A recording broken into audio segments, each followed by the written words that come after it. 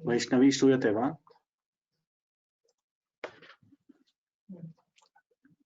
श्रूयते महोदय।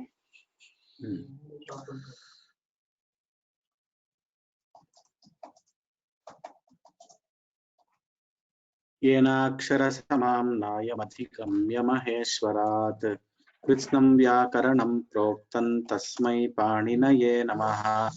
येन धौता गिरः पुंसां विमलैः शब्दवारिभिः तमश्चाज्ञानजं भिन्नं तस्मै पाणिनये नमः।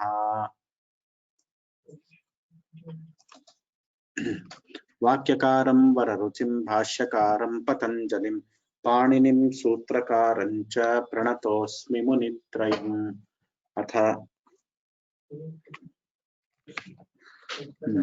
अथ शब्दानुशासनं माहेश्वराणि सूत्राणि अ इ उन ऋलृक् ए ओं ऐ औच हयवरट लण न्यमगणनं जभै खडदश जबगडदश ख फ छ ठ त चट तव कपै शशसर हल इति माहेश्वराणि सूत्राणि।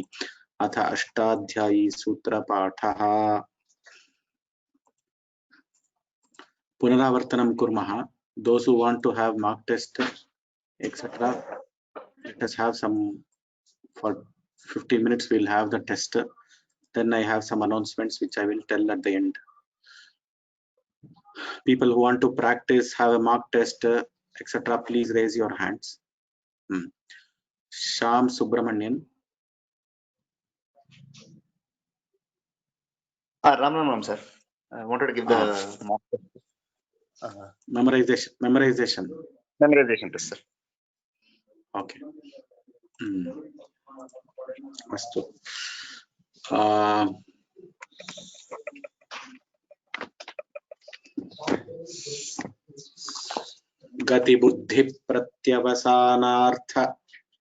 गतिबुद्धि प्रत्यवसानार्थ शब्दकर्मा कर्मकाणा मणिकर्ता सनौ क्रोवरण्यतरस्यां स्वतंत्रः कर्ता तत्प्रयोजको हेतुश्च प्राग्रीश्वरान् निपाताः चादयो सत्वे प्रादयः उपसर्गः क्रिया योगे गतिश्च ऊर्यादिच्विडाचश्च अनुकरणञ्चानिति परम् आदरानादरयोस्तत् भूषणेलम् अंतरपरिग्रहे कणे मनसि श्रद्धाप्रतिघाते पुरोव्ययम् अस्तञ्च अच्छगत्यर्थवदेषु अदोनुपदेशे तिरोन्तर्धौ विभाषाकृञि पाजेन् वाजे साक्षात् प्रकृतिं च अनत्याधानवरसि मनसि मध्ये पदे निवचने च नित्यं हस्ते पाणाप्यमने प्राध्वं बन्धने सीविकोपनिषदावौपम्ये ते प्राग् धातोः छन्दसि परेऽपि व्यवहिताश्च कर्म प्रवचनीयाः अनुलक्षणे तृतीयार्थे हीने उपोधिके च अपपरिवर्जने मर्यादा वचने पृथग्विना नानाभिस्तृतीयान्यतरस्याम् करणे च स्तोकाल्पकृच्छ कतिपय स्यासत्ववचनस्य दूरान्तिकार्थैः षष्ठ्यन्यतरस्यां दूरान्तिकार्थेभ्यो द्वितीया च सप्तम्यधिकरणे च यस्य च भावेन भावलक्षणम्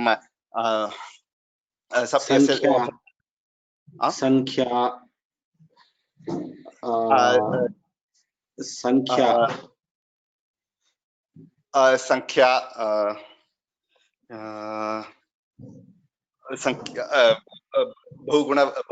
बहुगुणवतुडति संख्या षणान्ता षट् डति च तक्तवतु संख्या व्यया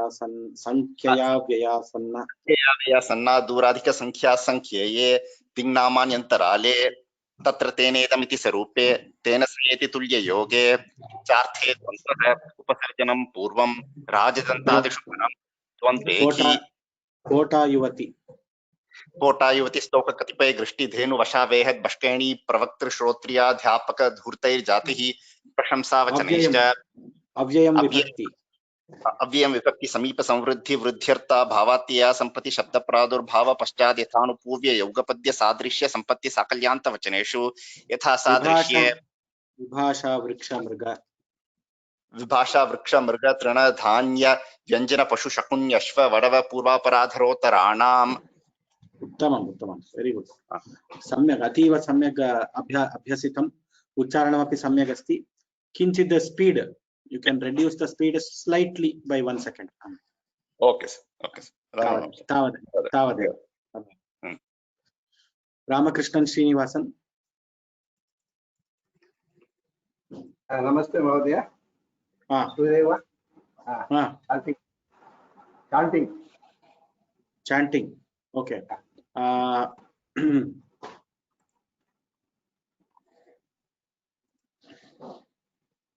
गत्यर्थक द्विकर्मणि 2 3 12 गत्यर्थकर्मणि द्वितीया चतुर्थ्यौ गत्यर्थकर्मणि द्वितीया चतुर्थ्यौ चेष्टायामनध्वनि चतुर्थी संप्रधाने क्रियात्वपवदस्य च कर्मणि स्थानीनः तुमर्थाच्च भाववचनात् नमस्ते स्वाहा स्वाहा स्वदाल नमस्ते स्वाहा स्वदालंब षड्योगाश्च स्क्रीन सर कर्तृकर्णयोस्तुधीया सहयुक्ते प्रधाने येनाङ्गविकारः इत्थं भूतलक्षणे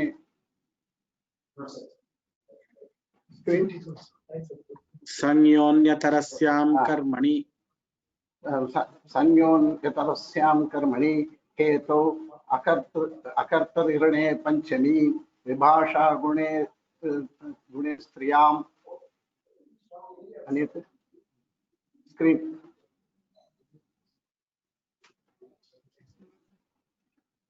विभाषा गुणे स्त्रियां the screen is not visible, sir.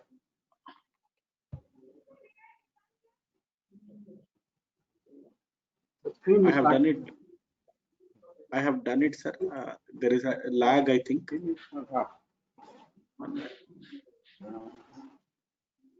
will see the screen 1 minute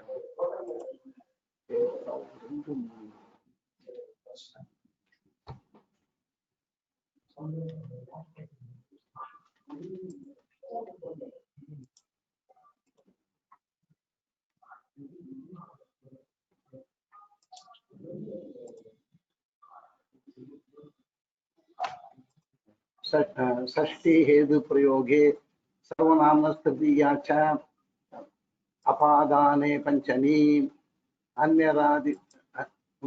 अन्यरादितर तरते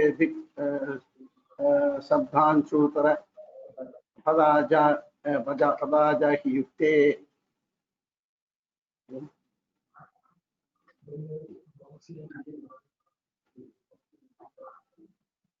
धन्यवादः धन्यवादः धन्यवादः सर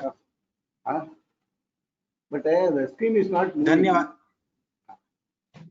okay धन्यवादः sir there may be some problem with the screen Problem is I don't know. remaining, but I'm seeing the booklet, so time delay is there. Otherwise I will tell correctly. no you have so practiced well so I have please practiced practice then I will refer to the book and tell if there is a problem in the screen. I will on that day if screen is a problem you be prepared for the book also if yes, you can tell from the screen you tell from the screen also both yes. No, I got my download also on the website.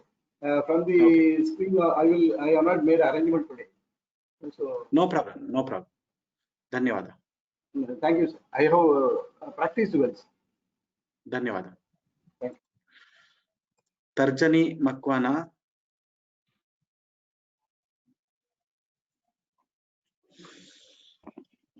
Namaskara, sir.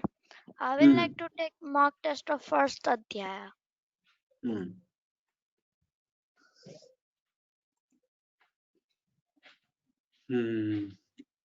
गंधनावक्षेपण गंधनावक्षेपण सेवन साहसिक वाक्य प्रत्ययन प्रकथनो प्रयोगेषु नियः ए प्रसहने योगेषु क्रियः योगेषु क्रियः वे प्रसहने वे शब्दकर्मणः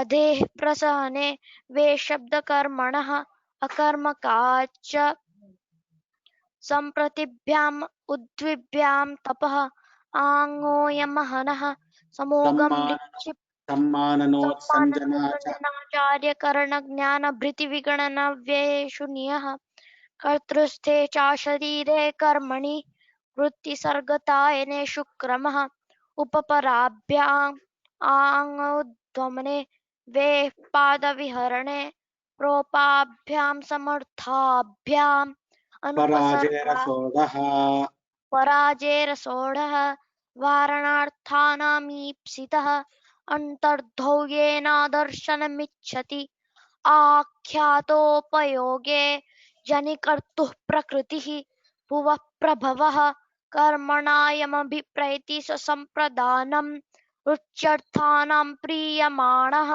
श्लाघंस्थाशपामीप्स्यमानः धारेरुक्तमान् धन्यवादः सर। उत्तमं। स्वाति स्नेहा स्वाति संगीताराव। हरि ओम महोदय। Which test? Mock test? Yes, mock test for first अध्याय। विभाषा कर्मकात् विभाषा कर्मकात्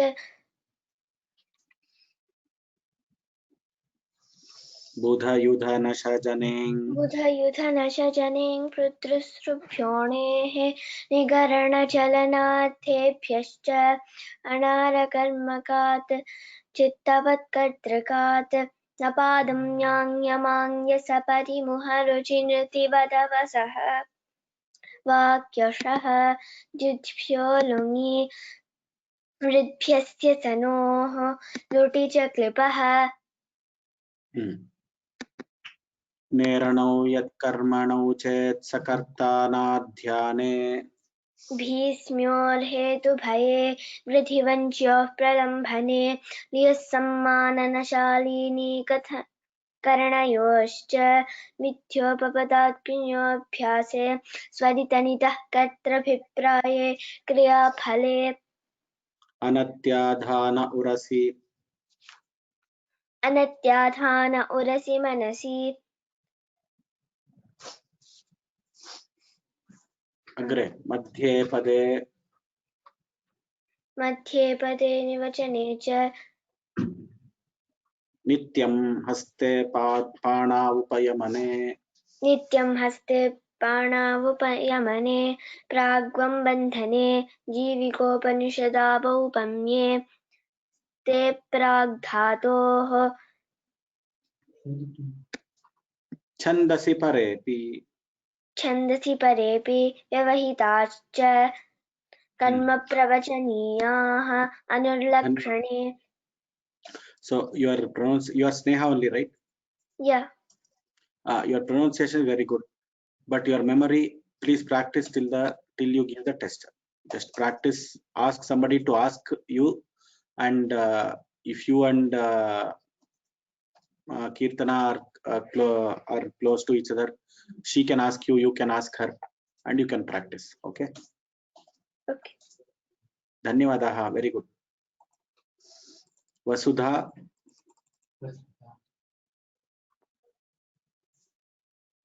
Namaste. Namaste. Namaste. Parayana Mahodaya. Both adhyaya? Both adhyayas. Okay.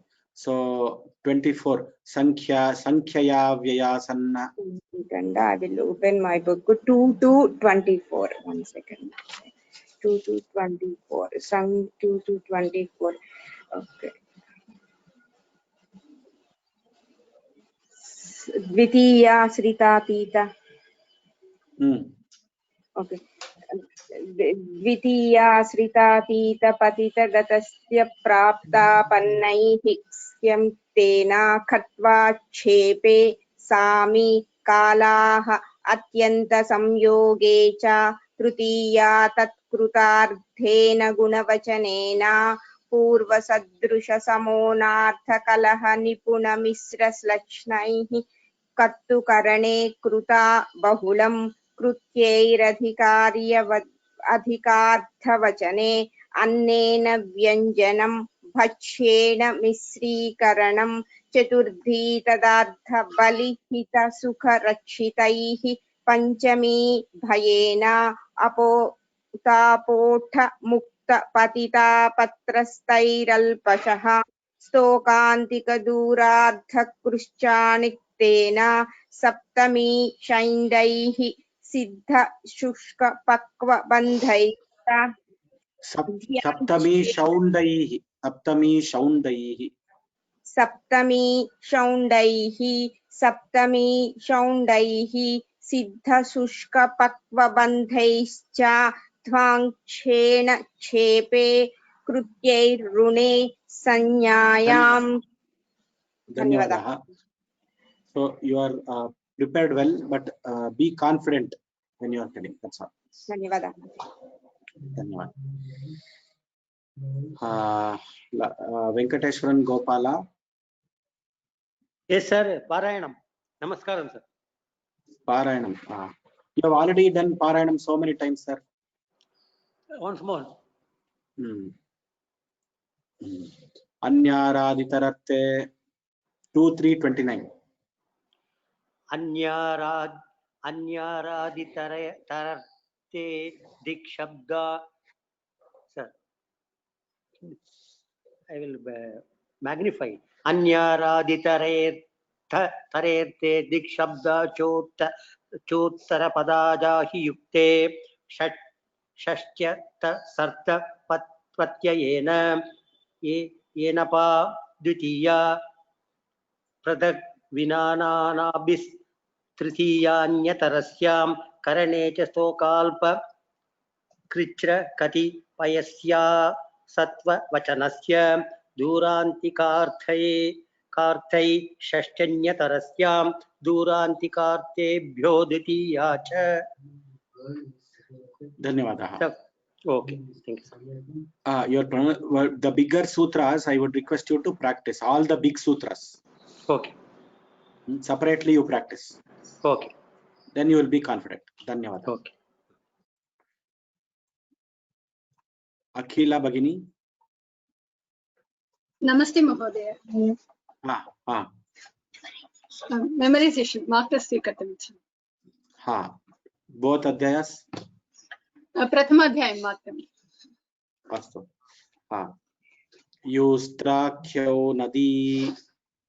युस्त्राख्यौ नदी नेयं वं स्थानावस्त्री वामी मितिह्रस्वश्च शेषोऽघ्यसखी पतिः समास एव षष्ठी युक्तश्छन्दसि वा ह्रस्वल्लघु संयोगे गुरु दीर्घं च यस्मात् प्रत्ययविधिस्तदादिप्रत्ययेङ्गं सुप्तिङन्तं पदं नह्ये स्थिति च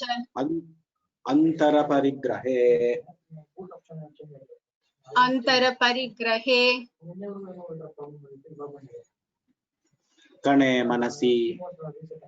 मनसि श्रद्धा प्रतिघाते पुरो व्ययम् अस्तञ्च अच्छगत्यर्थपदेषु अदोनुपदेशे तिरोन्तर्धौ विभाषाक्रियि व्याङ्परिभ्यो रमः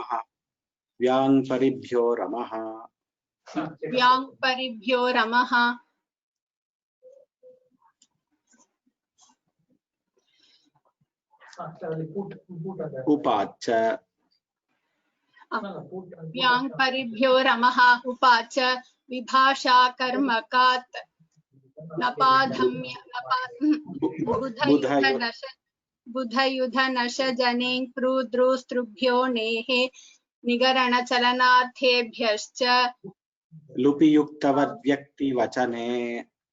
लुपियुक्तवद्व्यक्तिवचने विशेषणानां च जातेः तदशिष्यं संज्ञा प्रमाणत्वात् दुर्योगाप्रख्यानात् योगप्रमाणे च तदभावे दर्शनं स्यात् प्रधानप्रत्ययार्थवचनमर्थस्यान्यप्रमाणत्वात् कालोपसर्जने च तुल्यम्। धन्यवादः। धन्यवादः महोदय। पुत्री किं स्वीकरोति? पुत्री अपि करोति वा? आं करोति महोदय। सा पूर्वं स्वीकृतवती, पुनः स्वीकर्तुं शक्नोति वा? न सा करोति वा इति पृष्टं केवलम्। अहं करोमि महोदय। अस्तु अस्तु, धन्यवादः। धन्यवादः। धन्यवादः। So the announcements, now for the announcements, all of you must be receiving a mail today in order to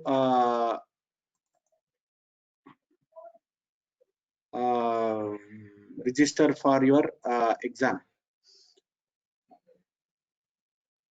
So the it will be like this. Once you get the email, I will just show you how the email will look. It is just in draft. This one it is there. So you will be getting an email like this. I would request all of you to see this. This is the email you will be getting. Learn to chant Ashtadhyayi, Pariksha, etc. It will have all these things. You just have to go there. Click here to book your time slot. Just go there and click on the time slot button there. And then you see there are 4 columns: Tuesday 25th August, Wednesday, Thursday, Friday. And there are slots from 4 p.m. in India time. So you have Usha, somebody has done sample here. Usha is the name of the participant. Yam means memorizer. 1 and 1st and 2nd adhyaya. So like that.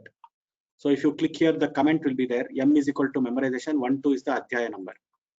Suppose somebody is doing Parayanam. You can see here. This is called reading test. Reading test. Sahana reading test, 2nd adhyaya only. She has prepared only for 2nd adhyaya. So that way, 3 slots are there for 15 minutes. From 16 for the 4 o'clock slot, we have 3 people. We can call anybody first. Same way, 4:15 slot, we have 3 people. 4:30 slot, we have 3 people. My suggestion is half an hour before the slot of your slot that you choose, you should be present in the Zoom link. The Zoom link, there is no registration separately for the Zoom separately. You just, on the day of the examination, you just have to click the link to join the Pariksha. This mail you have to open, and link to join the Pariksha, you have to just click on this link. That means you will join the Pariksha. Straight away you will join the Zoom. You will be inside the Pariksha hall. And request you to have a nice noise-free background and have good lighting. Have traditional dress code. Don't be in night dress and other things when the test is going on. We will be having an international great Vyakarana scholar who will be taking the test. Please be in appropriate dress code when you take the exam. The moment they see you, they should feel that okay, this person is energetic and he is going to tell nicely. So this is all I wanted to tell. On Monday again I will announce these things. The mail will also be there.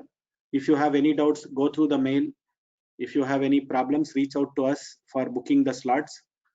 It is just a Excel sheet. You just have to write your name there. That's all. And I have your other details with me.